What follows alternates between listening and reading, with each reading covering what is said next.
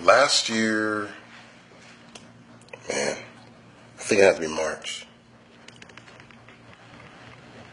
I was told by my sister that my father's cancer had returned. This was like his third bout with cancer. My father, being the man that he was, he said he didn't want to take any chemo. He didn't want to take the medicine or anything like that. He wanted to be totally there. He didn't want to be groggy. He wanted to have a clear, focused mind. My father, he was just like a brilliant man. He knew everything. He knew about everything. As a family, we decided the best thing to do is probably for him to move from his home or his farm in Bitely down to Grand Rapids. So he moved in with my sister. One night, though, I gotten off work. I came by my sister's house just to visit with him. And before I went in the room to see him, my sister had told me that he was not feeling well that day. It was particularly bad. And my father's a pretty talkative guy. My sister suggested that when I go in the room to visit with him, that I read to him and stuff. So I go in the room, and I'm like, hey man, stop playing. Ain't nothing wrong with you. He kind of laughs it off. And I said to him, hey, Pop, can I read to you? And he shook his head.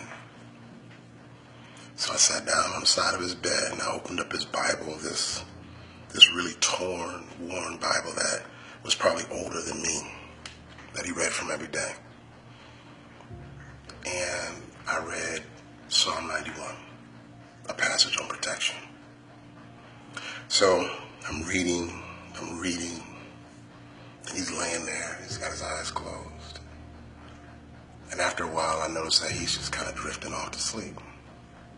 So I close the Bible, and instinctively, I just grab his hand, I just start holding his hand and rubbing it. Just rubbing his hands, and the thing I immediately noticed was that